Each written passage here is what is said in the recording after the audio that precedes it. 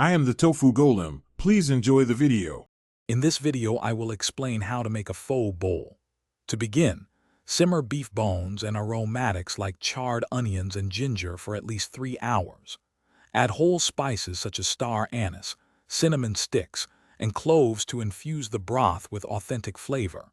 Remember to skim any foam or impurities from the surface regularly to achieve a beautifully clear and clean broth.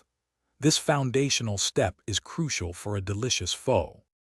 Next, let's prepare the other key components. Cook your dried rice noodles according to the package instructions until they are perfectly tender but still have a slight bite. For the beef, thinly slice about 8 ounces of raw sirloin or eye of round against the grain.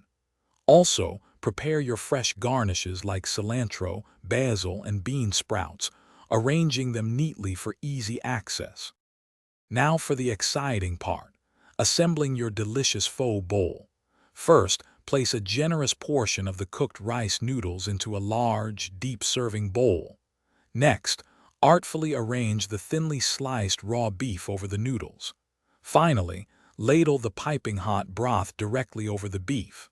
The heat from the broth will gently cook the beef to a perfect medium rare. The final touches make all the difference.